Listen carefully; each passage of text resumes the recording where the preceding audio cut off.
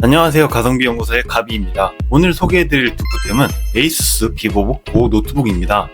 노트북 사려고 하면 애플, 삼성, LG처럼 우리에게 친근한 브랜드가 제일 먼저 떠오르죠. 디자인도 좋고 성능도 뛰어나지만 가격이 100만원이 넘으니 고민될 수밖에 없습니다. 하지만 성능적으로 프리미엄 브랜드 노트북과 비슷한 성능의 가격은 절반 이하인 제품이 있다면요? 오늘은 가비가 선택한 가성비 듀프템 에이수스 비보북 고 시리즈를 소개할 건데요. 제가 오늘의 듀프템으로 이 제품을 선정한 이유는 간단합니다. 140만원대인 애플 맥북 에어에서 볼 수 있는 OLED 고급 디스플레이를 제공하고 다른 CPU, SSD, 메모리 카드들과 같은 성능도 비슷한데 가격은 3분의 1로 거의 동일한 경험을 보여주기 때문입니다. 40만원에서 50만원 두 가지를 쉽게 알려드릴 테니 끝까지 시청해주세요. 노트북을 살 때 사양을 보고도 잘 모르겠다고 느끼신 적이 많으실 겁니다. CPU, 메모리, SSD, 그래픽카드 다들 중요하다고 하는데 이게 도대체 뭘 의미하는 건지 헷갈리죠? CPU는 노트북의 두뇌라고 생각하시면 됩니다. 두뇌가 좋아야지 컴퓨터가 더욱 빠르게 계산을 하겠죠? 대표적으로 인텔과 AMD 회사에서 제작되는 CPU가 있는데 보이는 것과 같이 숫자가 높을수록 좋다고 보면 됩니다. i3는 기본 작업용, i5는 대부분의 작업에 적합하고 i7은 고성능 전문 작업과 고사양 게임, i9은 최상급 하이엔드 작업용이라고 보시면 간단합니다. 비보북 고의 40만원대의 모델에는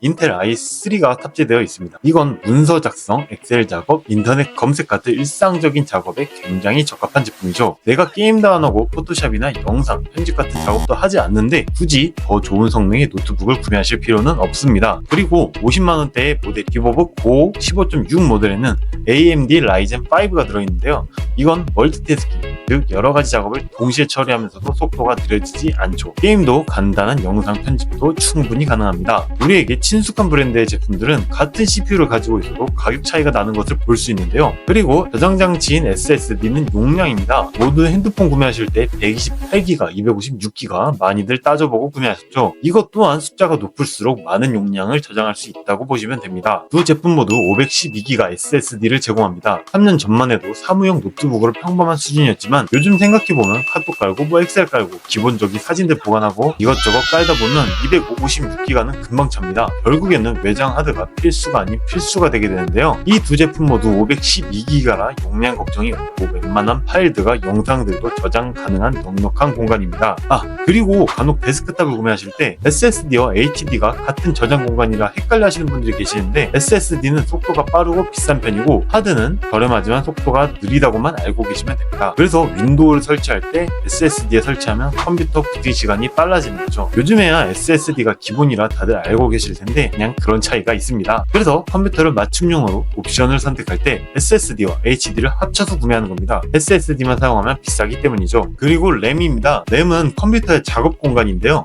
쉽게 말해 컴퓨터가 지금 당장 해야 할 일을 하고 있는 책상이라고 생각하면 됩니다. 램은 책상, SSD나 하드는 서랍장이라고 보시면 되는데요. 우리가 공부할 때 책상에 여러 가지를 막 위에 올려놓고 작업하면 그만큼 혼란스럽고 자료를 찾다 보니 일 처리도 느려지고 머리가 복잡하죠. 그러니 램 또한 용량이 크면 클수록 책상이 크면 클수록 좋아지고 비싸지겠죠. 제가 추천드린 40만원대의 노트북은 램이 8GB, 50만원대의 비보북은 16GB를 지원합니다. 기본적인 일상 작업과 간단한 게임을 하기에는 8GB면 충분하고 고사양 게임이나 간단한 영상 편집을 하면서도 카톡도 하고 옆에다 유튜브를 틀어놓고 보기에는 16GB도 충분합니다. 노트북 하는데 버벅거리고 렉 걸리는 게 싫으시면 10만원을 더 보태 16GB짜리 50만원대의 비보북을 추천드립니다. 그리고 다음은 노트북의 무게입니다. 노트북 무게 당연히 빼먹을 수 없죠. 장시간 들고 다니면 무거워서 팔이 저릿저릿하는데요. 두 모델 모두 약 1.6kg로 카페나 도서관에 들고 다니기 괜찮은 무게예요. 배터리는 최대 8시간 이상 사용할 수 있어서 충전기 없이 작업이 가능합니다. 특히 이 노트북들은 요즘 가장 중요시하는 PD 충전 기능을 지원해서